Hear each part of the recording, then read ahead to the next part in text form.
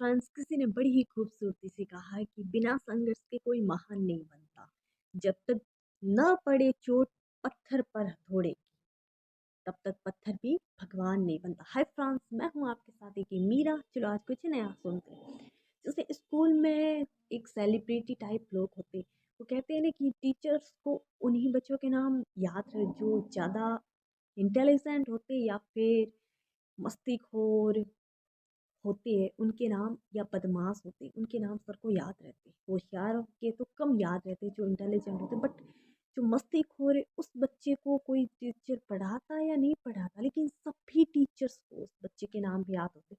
बिल्कुल स्कूल में एक ऐसा ही बच्चा था, मयंक, जिससे सारी स्कूल परेशान थी, सारे टीचर सारी बच्चे परेशान थे कि वो बच्चा बिल्कुल पढ़ता नहीं था।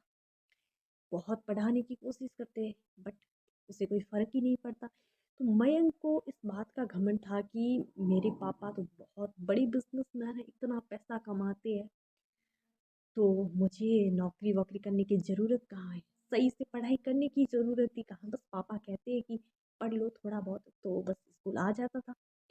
तो सब बात ये बात तो सबको बता रखी थी, कोई भी पूछता कि पढ़ लो तो कि तुम्हें पढ़ने की ज़रूरत है, मेरे पापा के पास बहुत पैसा है, मुझे ज़रूरत इसकी नहीं है।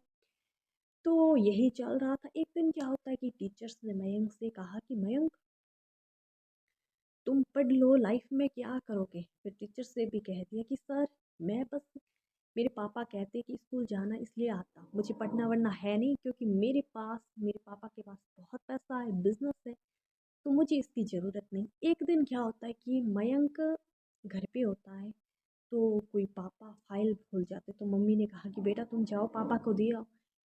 तो पापा तो ऑफिस चले जाते, तो मयंक वहाँ पीछे से फाइल लेकर ऑफिस जाता है। ज़िंदगी में पहली बार मौका था कि पापा के ऑफिस जाए, कभी सोचा भी नहीं था और जाने का मौका भी नहीं मिला। उस दिन भी पापा फाइल भूल गए, तो मयंक पीछे पीछे जाता है।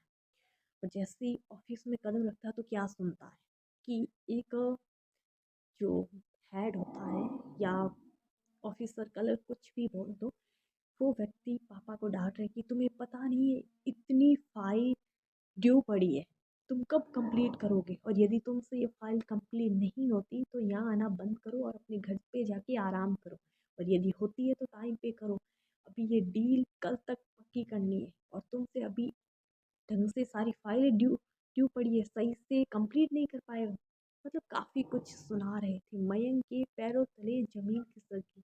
उसे लगा जैसे वो सपना देख रहा है कि मैं अपने पापा को बहुत बड़ा बिजनेसमैन समझता हूँ, सोचता कि सारे लोग उनके अंडर काम करते, उनकी सुनते, पर पापा की ये इंसल्ट।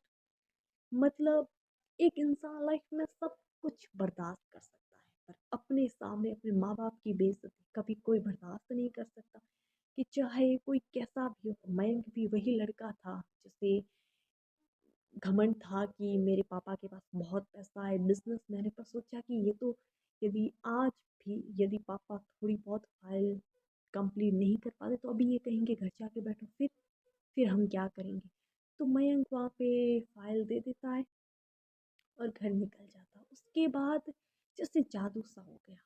वो मयंक जिसे सारी स्कूल जानती थी कि डफर है, बिल्कुल नहीं पढ़ना, वो मयंक पढ़ने लगा था। हाँ, थोड़ी दिक्कतें आती थी तो सर से सवाल पूछता, सॉल्व करता, लेकिन फिर से उसकी पटरी पर आ गई ज़िंदगी, और धीरे धीरे अच्छे परसेंटेज बनने लगे, पढ़ने लगा, और फिर लाइफ में सक्सेस हो ही जाता है। हर कोई मेहनत करता है, वो भी हो गए। ये छोटी सी कहानी हमें क्या सिखाती। कई बार ये होता है ना कि हमें लगता है कि ऐसा कर देंगे, वो कर देंगे, पर कभी हम सोचते, बैठ के सोचो कि हकीकत में हमारे पास क्या है। हमारी पहचान है हमारे माँ बाप की। हमें लोग जहाँ भी जानते, बस अपने मम्मी पापा का नाम बताते। कहीं जहाँ मम्मी के रिश्तेदार हैं, जैसे ननिहाल है, तो सभी मम्मी के नाम से जानते, और अपने गांव में सब पापा के नाम से जानते। पर हमारी पहचान क्या, हम उनके बिना कुछ भी नहीं है। हाँ, उनसे हमारी पहचान एक बहुत अच्छी बात है, लेकिन कुछ ऐसा करो कि लोग आपके मम्मी पापा को आपके नाम से जाने। क्योंकि माँ बाप तो हम जिंदगी भर यदि बैठे रहे तब भी खर्चा देंगे, बट कुछ सोचना भी चाहिए। कुछ ऐसा करो कि अपने मम्मी पापा को आप पे गर्व हो। तो हर एक लाइफ में हर एक कहानी, हर एक बात सिखाती है और कहते हैं ना कि मिडिल क्लास फैमिली को कभी किसी मोटिवेशन की ज़रूरत नहीं होती। क्यों? क्योंकि हमारा सबसे बड़ा मोटिवेशन क्या है? हमारा परिवार, हमारी परिस्थिति।